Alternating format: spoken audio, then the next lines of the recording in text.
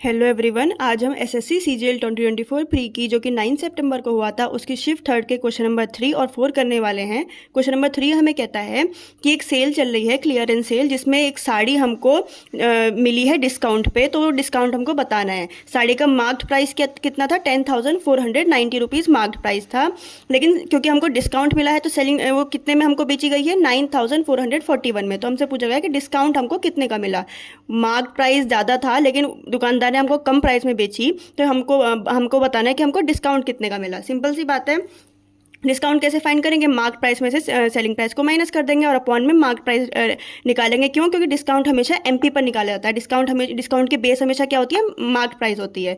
तो बस सिंपल है, 10,490 में से माइनस कर देंगे 9,441 और अपॉन में मार्क प्राइस लिख देंगे 10,490। तो बस इससे ये कितना आ जाएगा अपने पास कैंसिल करके? 1/10, और 1/10 की वैल्यू हमको पता है कि 10% होती है। तो सिंपल सी बात है कि डिस्काउंट हमको 10% का मिला है।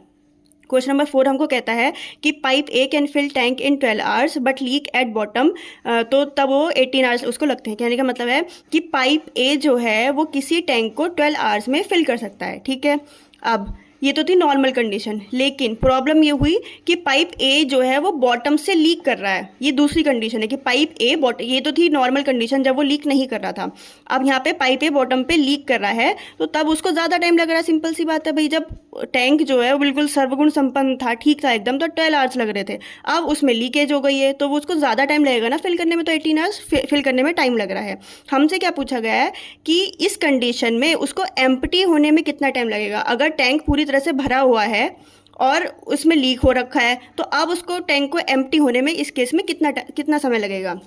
देखिए, जब भी ऐसा वाला क्वेश्चन आए कि लीक हो रहा है बॉटम से, तब आप कुछ ऐसा मत सोचिएगा कि ये कोई अलग तरीके का क्वेश्चन है। हम क्या करेंगे, हम इसमें इस कंडीशन में ऐसा मान लेंगे कि 2 पर्सन है अपने पास, ए और बी। ये जो लीक करने वाला जो ये जो होल है ना, इसमें इसको हम मान लेंगे कि ये कोई अनदर पर्सन है। मान लेंगे हम कि ये बी पर्सन है। तो यानी कि जब ए अकेला काम कर रहा था तो 12 आवर्स लग रहे थे। ए और बी यानी कि ए और वो होल, वो लीकेज मिला के कितना काम कर रहे हैं? 18 आवर्स में काम कर रहे हैं।